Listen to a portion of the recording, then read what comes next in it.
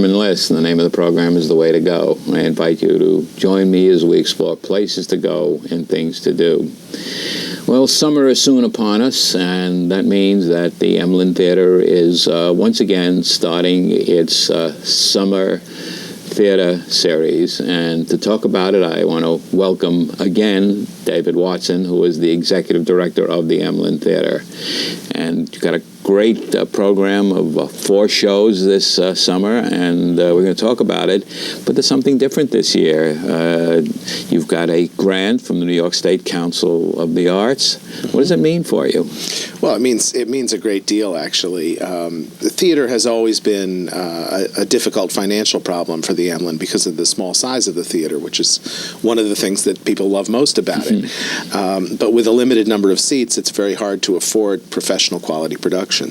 And what this grant enables us to do is to bring in 4 shows throughout the summer and have the quality up without a very high ticket price and without losing a lot of money in the process. It's a challenge grant. What does that mean?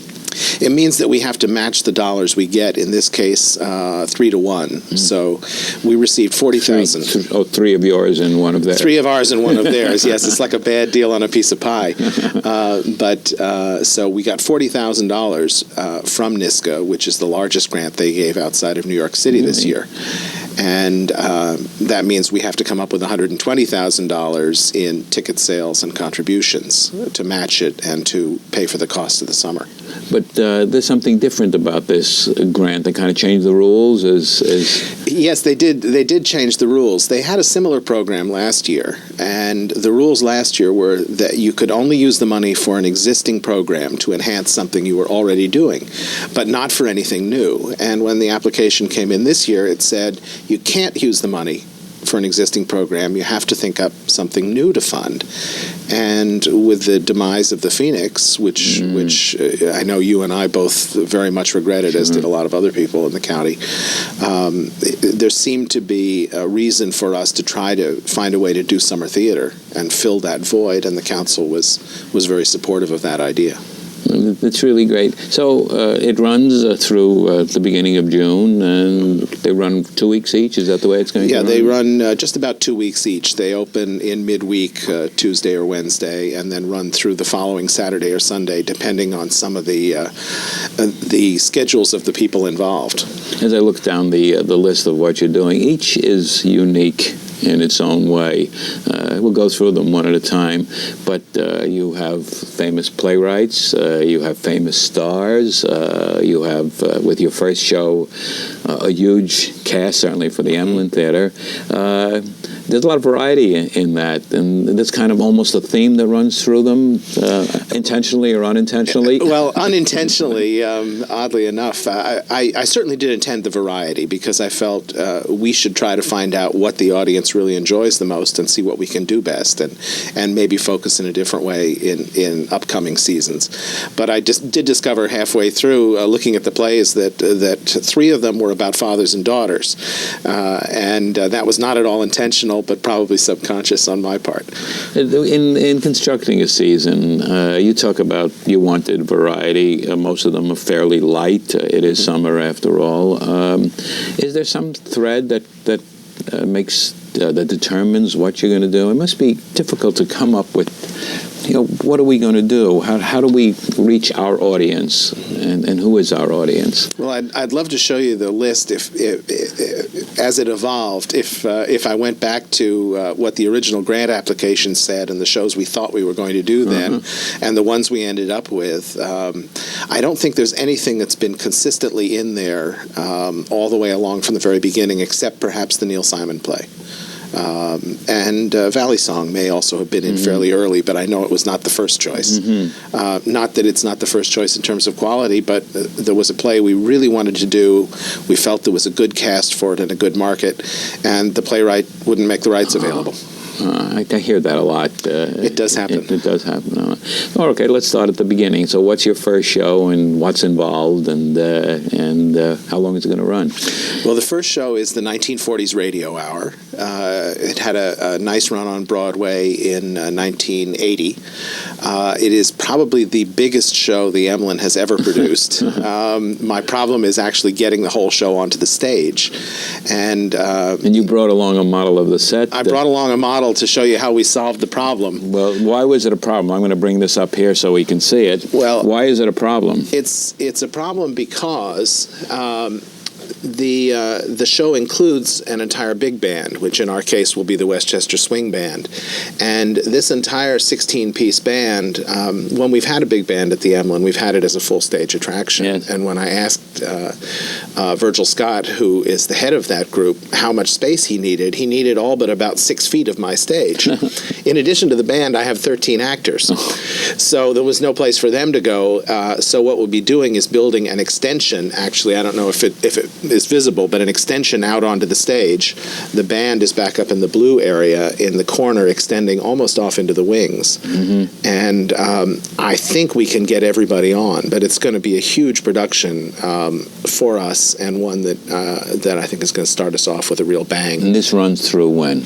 This runs through June the 14th. It opens on the 3rd, and it was chosen also because of its appeal to our jazz and cabaret audiences, the people who want to see a big band. Yeah. So it's kind of a bridge from our winter season. It's not just a variety show. It's a real drama, and takes place on a December evening in 1942, and some of the actors are going off to war.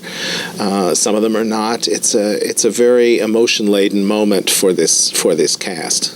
Sounds like fun. It must be a lot of work putting it together because you are producing this here locally. Indeed, and the reason I happened to have the model with me was I had it in the rehearsal studio today in New York for the cast to look at, so they could. All they're working in is a bare room with the outlines taped out on the floor. So it helps the actors a great deal if they can see this and have a sense of what it's going to look like. I do want to get into some things that go on behind the scenes in putting together a season and a show. But I first want to run down all of the shows so that we can do that, get an overview, and then we'll come back and talk about some specifics. So that's number one. And what's number two? Number two, opening June the 18th, is a premiere play called Millions of Miles. And we are very fortunate to have a couple of great stars in this. Rue McClanahan, who's certainly familiar to most people for Golden Girls, and she is playing. I shouldn't say too much about this play. It's a very tricky thing. If this were a play that was familiar to your audience, if this were The Man Who Came to Dinner, I wouldn't be giving away any surprises. I'm glad you're doing that because I always feel, not only in the theater but also in films and in books, I feel that if you read the blurb or if you read a review in advance, then all the surprises that were built into it are given away in the stories, and the critics do that all the time. They tell you the story, and here's something that is built up to a end of the first act climax, and you already know what it is before you get there. Same thing with a book, where you have to be 3/4 of the way through the book to know what they've already told you in the blurb and on the flyleaf. That's right. So I won't tell you much about this. I can tell you that the title, it's a serious comedy, and the title refers to the fact that the two people who become involved in this, what we call a December romance, come from worlds that are millions of miles apart from each other. The other person in the show, the other star of the show, is Milo O'Shea, who is, of course, one of our great stage stars as well. And he plays an elderly widower, and Rue is the woman he meets, and complications ensue when the children appear to see how Dad is doing. But I won't say any more than that. No, but they're such well-known. I mean, they're such well-known personalities. They've both done so much, and of course, what makes a person a star, and that is, of course, exposure and what they've done. Of course, television has has an enormous part in doing that. And Rue McClanahan, she's done so much, and I think people will come to see her in person, so to speak, which is what you don't get to do when people are on television. And I think you'll see a real contrast with what you expect. It's one of the issues for a star always is how much of it is just their personality. I mean, you say Rue McClanahan, anyone says, "Oh, Golden Girls," but she's certainly done many, many other things. The director of this show, in fact, is Barry Nelson, and one of the things people don't know about Barry Nelson is that he was the original James Bond when Bond was a minor character in a black and white TV movie. There happened to be an American intelligence agent whose code number was 007. He was a Mr. Bond from Washington. Not British. Not British, no. I think it was flipped around later. It's an interesting point that you made about an actor playing the part. I always wonder if I know someone well and they're in a play, do I see them as someone I know, or do I see them as the character? I had that experience recently when I went to the Fleetwood Stages. Lou Alt, who's the creative director there, who I know has been on this show, and he had a role in How the Other Half Loves. And I wondered whether I would be able to separate my knowing him from the role that he was playing. As soon as he walked on the stage, it was a different person. He was completely in character, and he looked the same, but he wasn't the same. And I think that's the art of the actor, and it's great to see that. And certainly we have very, very accomplished actors in this piece. What's number 3? Number 3, a little bit later, July 8th, is Neil Simon's I Ought to Be in Pictures, which is a serious father-daughter play, a serious father-daughter comedy. One of my favorite Neil Simon plays, I think, and one of his less-known ones, which again gives the audience a chance to enjoy the story as it develops. Yes. This is actually a production of Wordplay 2. Who are they? They're a wonderful company up in northern Westchester who've brought a couple of shows to the Emelin in the last 3 years, and I thought that this one was particularly right for a summer season.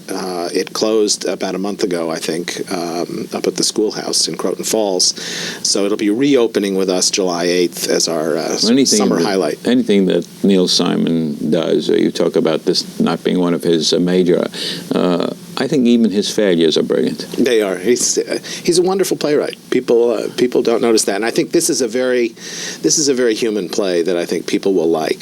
And sometimes enjoy. we don't realize that he did something. For some reason, I was listening to the music of "They're Playing Our Song," which I didn't realize that he had written. And it's amazing how much he does and how many musicals he has done and been involved with. But we, of course, certainly today, a lot of the things are out of his personal life, and you talk about serious comedies, they're very serious. He's also very highly respected as a script doctor. People with productions in trouble on Broadway and on the road often are said to bring him in to think about what they really need to do to make a play work, which he knows very Get well. into something about makes a play work. What about the 4th now? The 4th play is Ethel Fugard's play Valley Song. That opens on August the 6th. It's a 2-character play, a very simple play that really rests in the words and the emotions of the characters and in the music. It's called Valley Song because it is a play with music. And it's not a terribly political play. I know a lot of people feel that Fugard is a political playwright, and someone observed very interestingly that with the development of events in South Africa, that politics is not the only theme anymore, that now it's not inappropriate to reach back and start talking about how people are going to live.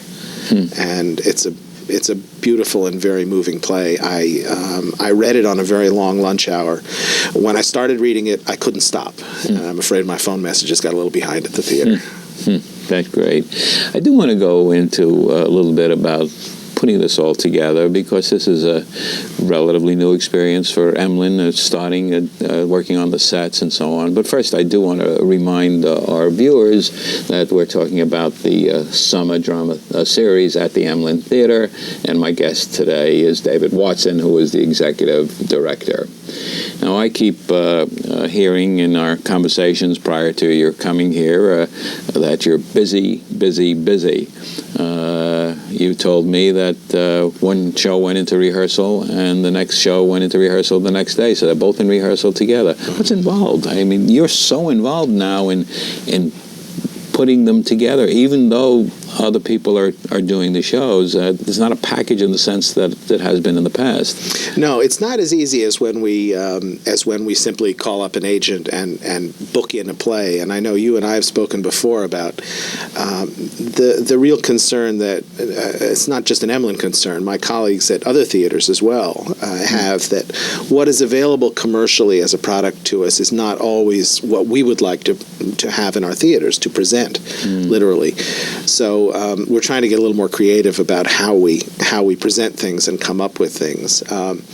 Radio Hour, for example, is a huge project, and that one we are producing. It will be seen here and only here in this incarnation. And there are probably 8 to 10 extra staff people, probably doubling the size of the entire Emelin Theater staff, all of whom are working just on this production. Let's go to that term. We are producing. Producing means that we have the whole responsibility. We have to put the whole thing together.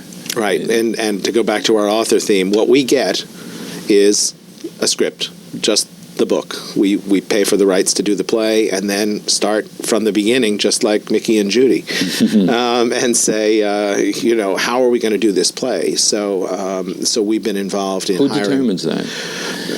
Who determines how are we going to do the play? Well, some of that is determined by our budget, but by the limitations of the space in the theater. But much of that, the first responsibility I had was to find a director who will sort of give the creative shape to the show, and I was very fortunate to be able to get into the schedule of Sarah Louise Lazarus, who has done 2 shows for me before, and also actually directed Tova's show that was here last September. Oh yes. Now. So not only is it casting and deciding how to do it, but it's as we've seen, it's having the set designed. A complete set has to be designed. Or a conversation several hours length about whether actors will adapt their own hairstyles or whether we'll have to get them wigs to make them look appropriate to the 40s. Such a minor point that I would never think of. Yeah, and and suddenly it becomes a creative decision that has to be made and a budgetary decision. But we hired a director, a choreographer, a set designer, a lighting designer. We are working on a sound designer to work on the show, as well as the staff to put it together, and all the other minor elements that go into it. You mentioned a sound designer. Now the Emelin is a small theater, under 300 seats. Nobody is more than 55 feet from the stage. Every seat is a good seat. What do you need sound for? Well, we'd like this show to sound a little 40s, and in fact, we're using period microphones so that we can achieve that sort of sound. It won't sound like an old Victrola record with the squeaks and pops and hisses, but people are used to a very different contemporary sort of sound. It's not going to sound like Miss Saigon or like Phantom of the Opera. It's going to sound more like... So the purpose is not reinforcing the sound as you have in the big theaters, right, but just to give it the sound of the era. Of the era. It's an interesting challenge. And not every designer can do it because a lot of them are not familiar with that material. Now, you're also involved with designing the set for your second show, aren't you? Well, that we're working on as well, because that show, which is intended to move from the Emelin to other places, and perhaps everyone's aspiration always move to Broadway. That show, because it's beginning its tour at the Emelin, is being in effect built for us. And then maybe adapted to go elsewhere rather than the usual situation. So we're very involved in making that set work for our space, because this is where potential investors and maybe some of the critics will see this show for the first time. Of course, the Emelin has a reputation of a tryout play. Certainly, a lot of the cabaret acts that go to Rainbow and Stars, the Algonquin, you name it, they really break them in at the Emelin. And some of our classical artists as well. I think people somehow think that if you play the violin and you're going to Carnegie Hall, what you do is you practice, like the old joke, but then you sit down at Carnegie Hall and play. And in fact, it is important to play in front of audiences before, and some of our classical artists do the same thing. you're so involved in going from rehearsal to rehearsal, I suppose, and I guess making the final decision. That's what the producer does, right? Do you like it? Some days more than others. Some days more than others. It's interesting. I was talking to someone about the whole issue of the season this morning, and I remembered a concept from a business school class long ago that was that you're trying to achieve your project with inadequate resources, and your job as the producer is to figure out which corners to cut, which corners you can cut, where you're going to get the most value on stage. The expression in the theater is, do you see that money on stage? And you and I were talking about Big as an example of that. For example, you look at a Broadway show and you say, well, do we see this money on stage? Have we got value for it as far as the audience goes? And that's what is my priority as opposed to, say, the director's priority. Do people resent bare bones productions? Do people resent a two-person play as opposed to one that has 13 people on the stage? I hope they won't. Certainly not with this one. I did actually turn down one production that we were very interested in because it would have meant two character shows with fairly simple sets in a row, and I thought that was going to look something too much that you have to think about. So you're doing more. I mean, you've got some children's activities, as you always do this summer. Let's talk about that a little bit. Well, we have two Missoula Children's Theater productions, as we did last summer. They're different ones this year: Beauty Lou and the Country Beast, which is their version of Beauty and the Beast, and also Rumpelstiltskin, which I had to learn to spell all over again, like any good parent. Now, it's not just a question of saying, okay, we're bringing in these shows, because you have workshops and using local youngsters. Yes, and in fact, in the summer, we have about 50 or 60 in each show. And people can sign up for these in advance in the summer. It's during the year we do this during February, and those are competitive auditions. During the summer, we felt it was more fair if people are going to take a week off from camp or something like that to know whether or not they're going to get in. So people can sign up for these in advance, particularly children from 6 to 18.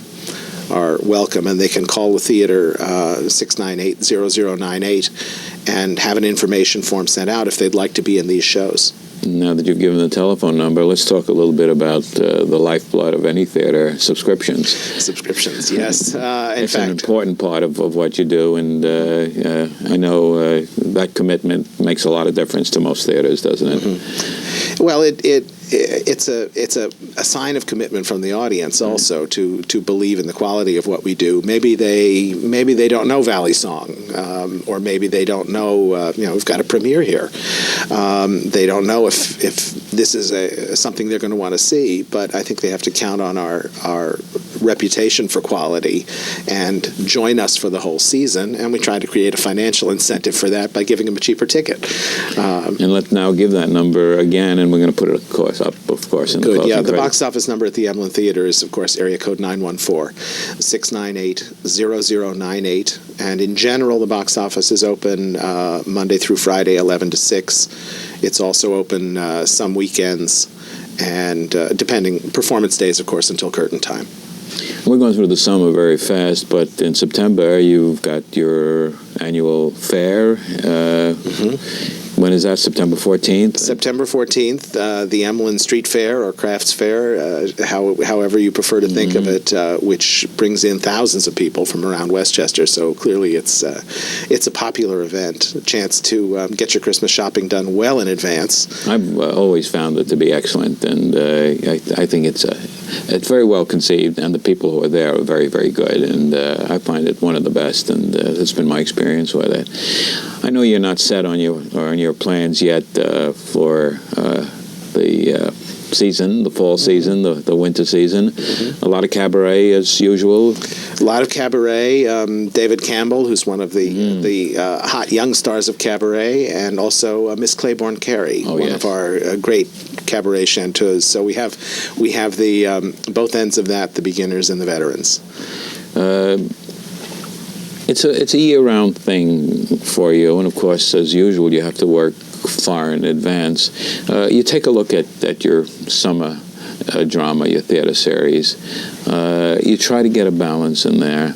You hope that the attraction of well-known playwrights, interesting themes, well-known names is going to work for you. Theater is a very, very interesting, grueling business, though. We talked about Big. I interviewed Barbara Eisenberg, who wrote Making It Big a few weeks ago. It's a tough business, isn't it? It's a tough business to know what works and doesn't work, because there is no set formula. No, and even to know why it worked when it did. There are certainly many stories of revivals of things or sequels to things that just don't work because something is missing that was in the original. That's part of what makes it so much fun is that you can't just say, well, I'm going to paint it blue and it'll turn blue and it'll be blue. Fun and torment, I think. Yes, that's right. Absolutely. Well, I don't want to torment you by telling you that we got another hour, but we have run out of time.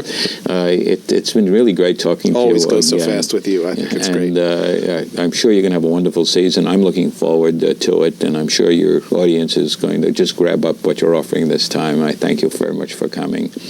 My guest today is David Watson, who is the executive director of the Emelin Theater, a wonderful, wonderful summer theater program, June through August.